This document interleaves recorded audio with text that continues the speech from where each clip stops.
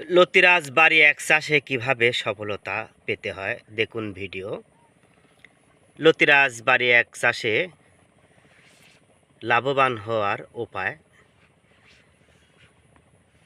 প্রিয় দর্শক, আপনারা দেখতে পাচ্ছেন লতিরাজ বাড়ি একের ক্ষেত।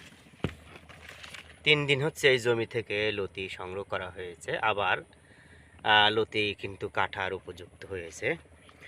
তো যাই হোক, আমরা মূল পর্বে ফেরত আসি। লতিরাজ বাড়ি এক চাষ ব্যাপক লাভজনক যদি আপনি সঠিক সময়ে সঠিক যত্ন নিতে পারেন। প্রিয় দর্শক, লতিরাজ বাড়ি এক চাষে সফলতা লাভের অন্যতম উপায় হলো জমি পরিষ্কার পরিচ্ছন্ন রাখা, সপ্তাহে সপ্তাহে লতি কাটা এবং সার প্রয়োগ করা, প্রয়োজনে লেদা পোকা দমনের ওষুধ ব্যবহার করা। আপনারা দেখতে পাচ্ছেন খুবই সুন্দর লতি। এবং তৃতীয়ত হলো নিয়মিত লেদা পোকা দমনের ওষুধ স্প্রে করা। এবং চতুর্থ হলো আপনাকে নিয়মিত পানি সেচের ব্যবস্থা রাখতে হবে।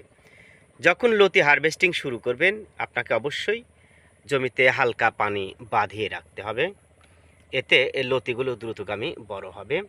ইউরিয়া, টিএসপি, ড্যাপ সারের পাশাপাশি মোরগ মার্কা মাধ্যমিক সার আপনাদের ব্যবহার করতে হবে নিয়মিত।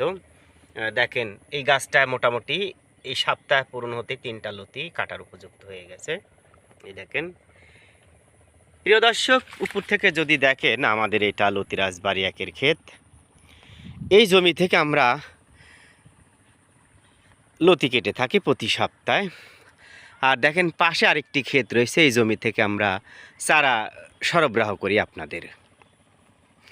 আমরা সুস্থ সবল গাছ থেকে সুস্থ সবল বীজ উৎপাদন করে থাকি। প্রিয় দর্শক, আপনারা দেখতে পাচ্ছেন, যারা লতিরাজ বাড়ি এক চাষ করতে চান, ভিডিও স্ক্রিনে ফোন নাম্বার থেকে যোগাযোগ করে চারা সংগ্রহ করতে পারেন। প্রিয় দর্শক, দেখেন সুস্থ সবল জমি এবং সুস্থ সবল গাছ।